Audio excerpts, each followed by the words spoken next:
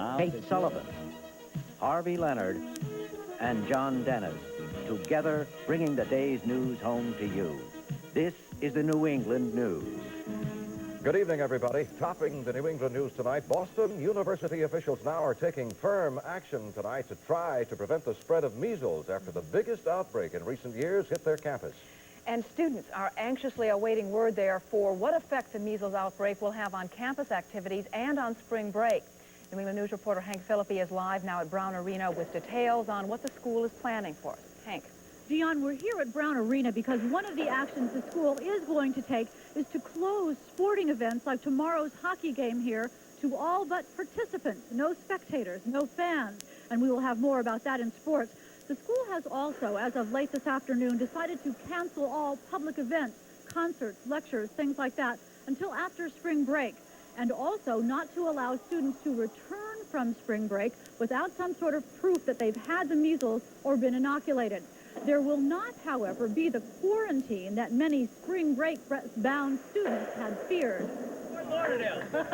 At the crack of dawn this morning, many residents of BU's Warren Towers packed their bags and moved elsewhere. The rumor of a spring break quarantine had panicked them into getting out while they figured the getting was good. We're sort of hiding out from the quarantine. The last thing I want is to spend my vacation in the hospital with measles. Just want to play it safe. These kids, some of the dozens playing it safe at Howard Johnson's, where motel managers tell me they're keeping the students, quote, sort of isolated. But on campus, BU officials insist there will be no dorm quarantine. In an urban setting like BU's, they explain, it would just be unenforceable.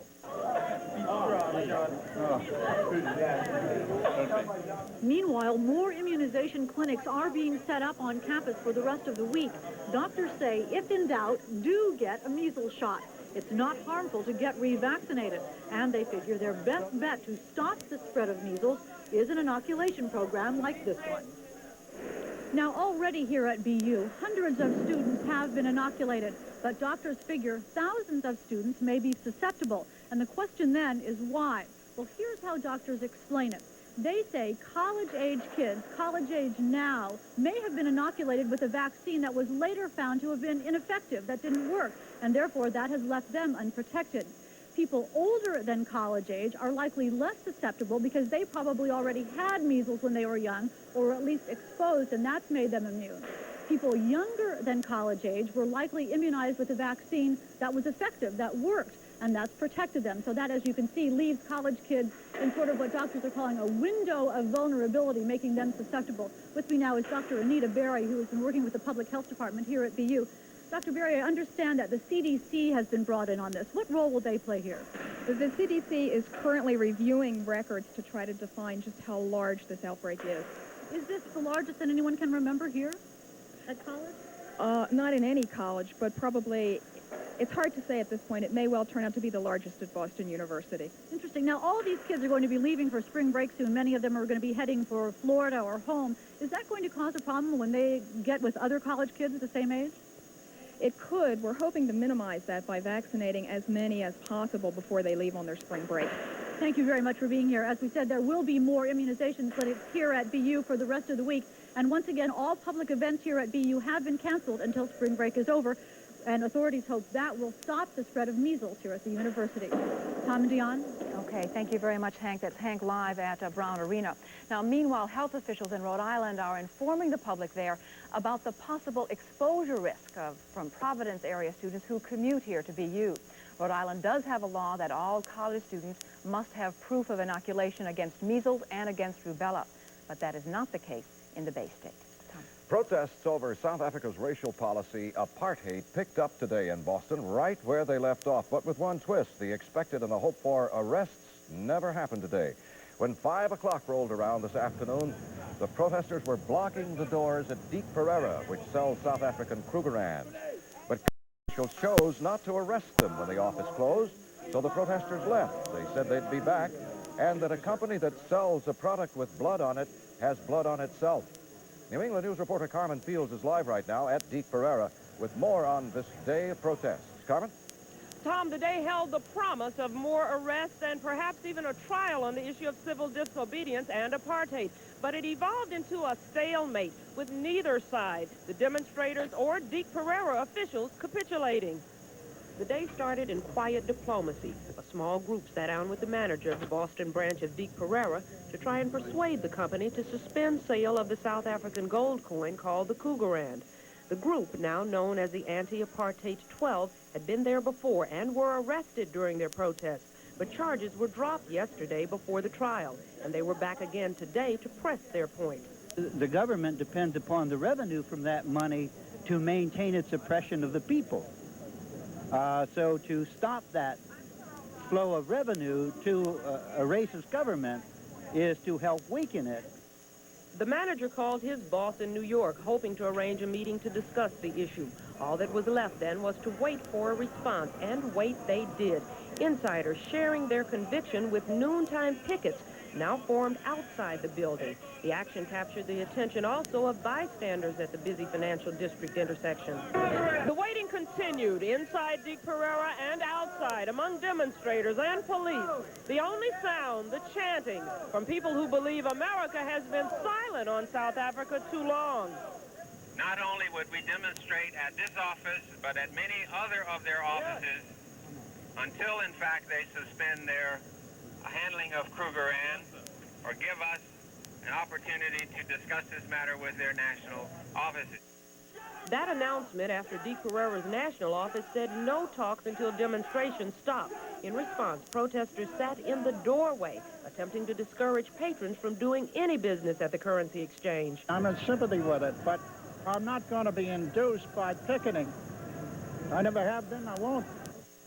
Now, Deke Pereira is holding fast. They're going to continue the sale of the Cougarand, and they say they're not going to press for arrest because that brings too much attention on the issue. But the management is saying that if the demonstrators return in the future, they'll have to stay outside the building. Reporting live from Deke Pereira headquarters in Boston, downtown, I'm Carmen Fields. Back to you, Tom. All right, thank you, Carmen. And we should mention here that one person was arrested today at Deke Pereira, but he was there on his own, and he was arrested when he got a little too rowdy.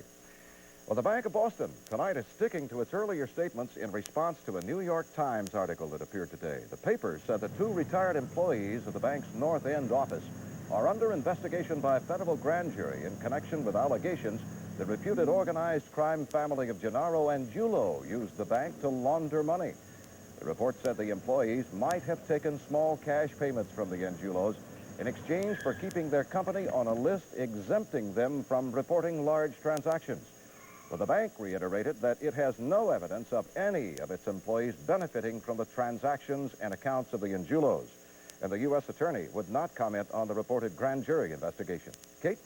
There are some important and possibly historic developments tonight in the federal government's crackdown on organized crime. In New York, the reputed bosses of that city's 5 top underworld families have been arrested. And in Boston, uncertainty clouds the future of reputed mob leader Gennaro and Giulio. New England News reporter Ron Sanders is here now with the latest on both stories. Ron? Kate, today came and went at the Charles Street jail, but Gennaro Angiulo did not, even though a federal appeals court upheld a ruling to allow Angiulo's temporary release. He could be released from the jail in the custody of U.S. Marshals to an undisclosed location between 9 and 4 each day to help his attorney prepare his defense in the government's racketeering case against him. A condition of the temporary release was that Angiulo post $1 million security, but the form in which that security will be posted also remains to be worked out. The attorney sought the release because he contended the jail could not accommodate 850 hours of government surveillance tapes and equipment to play them. Videotapes were made with cameras inside car headlights parked near the Angiulo offices, according to the source of a Channel 7 story in September 1983. Audio bugging was also done. Federal authorities in New York reportedly used an electronic surveillance device planted on a car in their investigation of the city's top mob leaders, which culminated in arrests overnight. This is a great day for law enforcement, but this is a bad day, probably the worst, for the mafia. Big Paul Castellano in the light suit, said to be head of the most powerful organized crime family in the nation, the Gambino family, is one of the major figures arrested in New York. They've been associated with the Cosa Nostra Commission, which settles organized crime family disputes across the country. Well, I think it's going to be the most significant organized crime strike that I've seen, maybe in the history of American law enforcement. Edward Harrington prosecuted the late Raymond Patriarca, reputed leader of the New England mob, and he was U.S. attorney in Boston when the Angiulo investigation began. New England definitely will suffer because when there's any territorial disputes between New England, New York, or any other part of the United States, the commission sits on it. And since the people who dominate the commission are now arrested, there's going to be a vacuum. Harrington says anxiety and animosity will be allowed to fester in the underworld now. Its influence in business and labor will be diminished, and there could be a slowdown in drug traffic here, drug traffic through the port of New York, Kate. Okay, now back to Gennaro Angiulo. When could his temporary release take place? It could take place tomorrow if the government and defense finish working out the conditions. Okay, thank you, Ron. And Angiulo has been held in jail since his indictment about 17 months ago. Dion? Well, another story we've been following. Today, a second security guard was implicated in last week's vandalism spree at Salem High School. New England News Exchange reporter Byron Bartlett says that $300,000 rampage will be discussed at tomorrow night's school committee meeting. Byron is live now at our North Bureau in the Lawrence Eagle Tribune. And Byron, what is the latest? Well, Dion, last week, the Prospect Security Company of Malden fired one of its security guards who was on duty at Salem High the night the school was ransacked. And today, Salem School Superintendent Henry O'Donnell announced that another security guard would be relieved of his duties at the school. Officials believe both guards should have been aware of their vandalism spree before, not after it ended. The vandalism spree at Salem High, which apparently lasted for hours, is said to have started with a beer party inside the school last week. Authorities say a group of teenagers, most of them Salem High students, entered the building around 8 p.m. and left well after midnight. Security guard Gil Eaton of the Prospect Cleaning and Security Company was on duty from 11 p.m. until 7 a.m. Eaton confessed to police he fell asleep in this home economics classroom and didn't wake up until after the rampage had ended. His daughter, Kathy Eaton, a Salem High sophomore, says she's been harassed by kids at school because of it. He just said that he fell asleep and, he couldn't really do nothing about it, and he didn't hear it, It is kind of his fault, but not all of it. He is ashamed of it. But a second security guard, Richard Halley, also of Prospect Security, was on duty that night from 3 p.m. until 11 p.m. His shift ended a good 2 or 3 hours after the vandals entered the building. But school officials say in his reports, Halley never mentioned witnessing any vandalism when he made his rounds. I don't know how it all happened, but I'm not going to answer any more questions. I've been told not to make any statements at all. Do you feel you performed all your duties Monday night? I believe I did, yeah, but I'm not going to answer anything anymore. I want the police to clear me. They have all the information, and they're supposed to clear me. I better not be on. It seems very improbable that something like this could happen and not be notified. Not only are we talking one shift, we're talking 2 shifts. I would think that one of the 2 would have been able to pick up some of the damage. Now, another important development today, Essex County DA Kevin Burke announced the formation of a special advisory group of school and community officials. This to recommend punishment for the 11 teenagers accused of the vandalism if they are found guilty. Burke wants to make sure that they receive sufficient punishment because some of them are juveniles. Reporting live from the North Bureau at the Lawrence Eagle Tribune, this is Byron Bartlett, the New England News. Dion? Okay, thanks very much for that report, Byron. Now, that Salem School Committee meeting will get underway at 7 o'clock tomorrow night at the high school. Well, a victory in Cambridge tonight for opponents of nerve gas testing in that city. A Superior Court judge has upheld Cambridge's ban on the use of nerve gas within the city limits. The city imposed that ban last March to stop the Arthur D. Little Company from using the chemicals. Right now, Arthur D. Little officials are holding a news conference to decide if that company will comply or whether it will appeal today's ruling.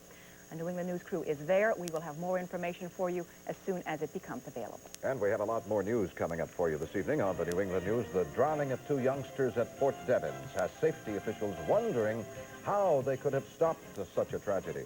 Mike Lawrence will have details for us. And still to come, what if you have errors on your credit card bill? Consumer reporter Phyllis Eliasberg tells us what to do and what not to do. That is next. Kate. Also still to come, our New England News Extra on Stress. Tonight, how to cope with the superwoman complex, juggling a job and family, and keeping your sanity. That's still to come on the New England News. From our New England News West Bureau tonight, Fort Devens officials are wondering what more could have been done to prevent the tragic drownings of 2 8-year-old boys at the Army base last night. New England News Exchange reporter Mike Lawrence says Jason Freelot and Robert Gonzalez both fell victim to a familiar winter danger. The red flag at Fort Devens. It is said to be common knowledge here that when the flag is flying, the ice is unsafe. It's stressed in base television, pamphlets, and briefings. The flag flies next to the youth center to be sure young people see it. The red flag was flying yesterday as 2 children drowned. What we heard last night from the parents, they said over and over again, we told the kids not to go on the ice. So I believe, yes, the children did know. So where does that leave us as far as the fact that this happened anyway? Where could it leave us? You do the best you can and you keep trying. Mirror Lake is a popular playground area for children. The nearby water is off limits in winter and in summer too, unless a lifeguard is present. This is where the boys were reported to have been headed and where searching was concentrated in vain when they failed to come home for dinner. Military police patrol this base more often than a local police department would patrol town streets. Jeep or foot or canine or horse patrols visit each area of the base at least every 3 to 4 hours. But they can't be everywhere, and when a hole in the ice was spotted after 4 hours of searching, it was in this smaller lake surrounded on all sides by thick woods, one of a number of secluded small waterways on the base. The boys had fallen in just 15 feet from land. They drowned within minutes. The broken icy path to the shore was made by divers last night who pulled their bodies out. I'm at a loss. I don't know what we could have done to prevent this other than what we've already done. The programs that are already in and the checking programs that we have, I don't know what else we could have done. The accident here in the secure, tightly organized environment of a military base highlights just how difficult it is to prevent such tragedies altogether. Mike Lawrence, the New England News at Fort Devens in air. Well, tonight, Fort Devens authorities are thinking of adding patrols or putting up fences just to make that area safer. But that may not be practical given the large number of secluded waterways on that base. Kate. Tonight, police in Yarmouth are trying to figure out why a former selectman and prominent businessman was murdered. New England News Exchange South Bureau reporter Mike Levitt reports the victim's 21-year-old son is charged with a crime. The body of 58-year-old Franklin Green was found buried in a shallow grave inside a dog pen behind the family home. Police in the DA's office say there was a inside Green's waterfront home on Bass River between the former town official and his 21-year-old son, Brendan. Mr. Green died of multiple blunt force trauma to his head. Brendan Green sat nervously while the charge of first-degree murder was read. After a not guilty plea, Barnstable District Judge Brian Rowe ordered Green held without bail and sent to Bridgewater State Hospital for psychiatric evaluation. Investigators spent much of the day going through the shallow grave where Green's body was discovered. They were looking for a murder weapon. Meanwhile, the news media was kept outside the property. Sheriff's Department crime scene officers used metal detectors around the shallow grave site, while in the waters of Bass River, a Yarmouth police diver photographed the bottom but came up with no solid evidence. A neighbor who's known the family for 20 years can't figure it out. I can't imagine. Just can't imagine anything. Because he's a nice, quiet boy, and it's a very quiet family to themselves. You know, and of course the family's been in Florida, you know, the winter, so just not aware of anything. Franklin Green served nearly 2 decades in town government, leaving a term as selectman for health reasons in 1982. At Town Hall, a flag flies at half-staff as they recall why Green left public life. The main reason, as I recall it, was that Frank started to have a problem with hypertension, and his doctor recommended that he back off from public life and try to take things a little easier. But any problems that you were aware of with his son? Not that I'm aware of, no. The Green family owns this Route 28 motel, which they were working toward reopening for the season. A family associate told me Brendan Green was being groomed to one day taking over the business from his father. Mike Levitt, the New England News, Yarmouth. When Brendan Green completes his 20-day psychiatric examination, he'll return to court on March 18th for a pre-trial hearing. Tom? Kate, has the young man's attorney talked at all about what kind of defense he'll use in this case? At this point, all he'll say is that he's looking very closely at an insanity defense. All right, thank you, Kate. Next up here on the New England News this evening, weather time. Harvey Leonard says a lot of fast temperature changes are headed our way. He'll have some wild details for us in the forecast. Well, it wasn't exactly wild in New York, but the stocks were up today. Dow was up over 8.5 points, closing figures today.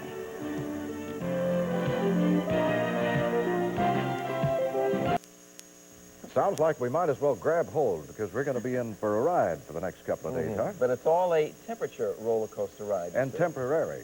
Yes, that's true. And no real big storm still to contend with. Where do we wind up? Where do we wind up in the end? This way. Great. All right? Which other way can it? All right, let's check out what it's been like today. You know that we've had kind of periods of cloudiness, periods of sunshine, and temperatures again for this time of the year averaging a little bit above normal. Not the 70 degrees of Sunday, but still mild for this time of the year. As we look at downtown Beantown, 43 degrees the temperature in Boston. At 6 o'clock, a southeasterly breeze off the water, and in spite of that, it's still not that chilly and raw. The barometer is falling just a little bit. And temperatures are very similar across our area. We checked in with Kevin Ellis down in Raynham, 44 degrees. Cloudy skies there, and in case you're wondering, no relation to Tom whatsoever. All right, now let's tell you also that Alden Goldstein has checked in out of Worcester, where he sported the same 44. Generally in the 40s across most of our checkpoints now, 38 degrees up in Augusta, Maine. The water there, of course, is a little bit colder. Today's high 48 and the low 34 officially in Boston. Now, we've talked a lot about the temperature swings of this winter, but there's something very interesting that's developed. Let's talk about precipitation, the rain-snow combination. All right, normally, and we consider winter December through February meteorologically, we would have a little over 12 inches average winter season for those 3 months. Guess what for this season? Less than half of that.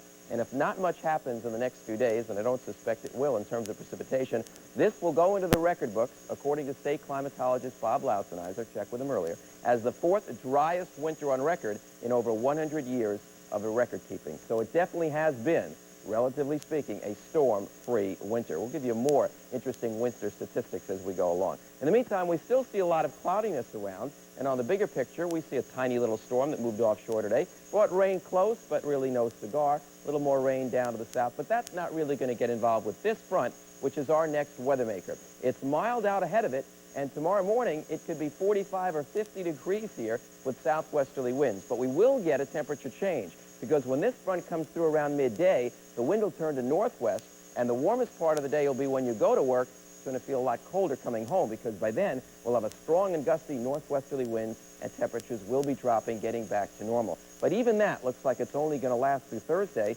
and this should be a little piece of cold air that comes out of Canada, and after that, there doesn't look to be much more that's going to come out for a while, so I do think we're going to have another moderation by the weekend. Here's the weather. Coming up next.